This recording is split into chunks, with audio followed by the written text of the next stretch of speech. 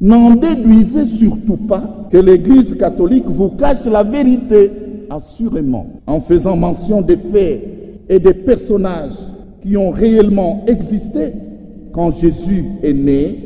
L'évangéliste Luc, et ça c'est très important, veut surtout nous enseigner que la naissance de Jésus est un événement inscrit dans notre histoire. Ça mérite des applaudissements.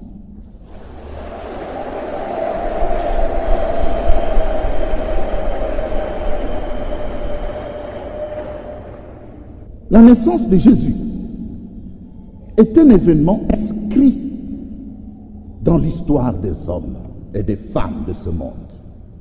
Pour cela, la bonne nouvelle que Saint Luc nous annonce reste bonne pour nous aujourd'hui et pour nos contemporains.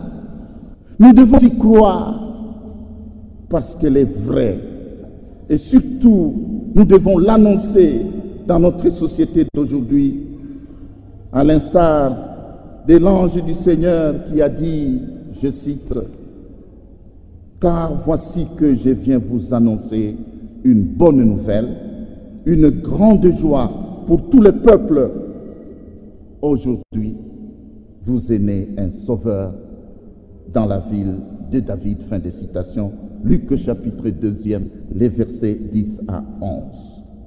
Je note en passant qu'il en est de même de la date du 25 décembre, jour de la Natalis, choisi par les chrétiens de plusieurs confessions chrétiennes pour célébrer la naissance du Sauveur, sauf bien sûr nos frères et sœurs, les orthodoxes et quelques catholiques des rites byzantins qui, eux, jusqu'à ces jours, fêtent Noël en lien avec l'Épiphanie, le 6 janvier.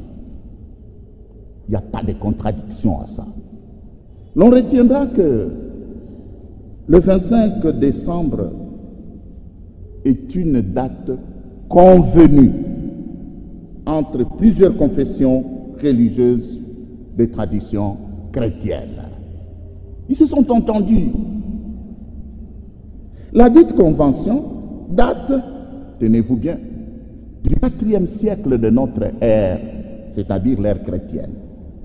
Cette date a été officialisée par l'empereur Théodose. Pourquoi cette date? Elle remplace les fêtes païennes du solstice d'hiver, fête du soleil invaincu. Car dans l'Empire romain, c'est à partir de ce moment de la saison que l'on célébrait depuis très longtemps la renaissance du soleil, pendant que les jours commençaient à devenir plus longs que les nuits, comme présentement.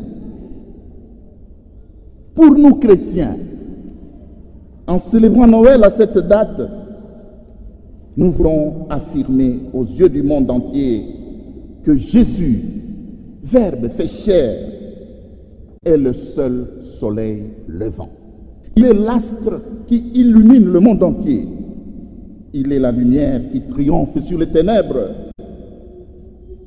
Et d'ailleurs, Jésus lui-même l'a dit dans sa prédication, à savoir, je suis la lumière du monde. Jean chapitre 8, verset 12 et Jean chapitre 9, verset 5. Il nous invite à notre tour à devenir également lumière. Je me suis fait un peu professeur d'histoire pour balayer certaines illusions. Eh bien, quand on vous dit, voilà, le 25, Jésus n'est pas né le 25 décembre, ça ne me dérange pas. Quand on vous dit, ben, il n'est pas mort à 33 ans, c'était 34, 37 ou... Ben, ça ne fait rien, moi. Ça ne devrait pas bousculer votre foi.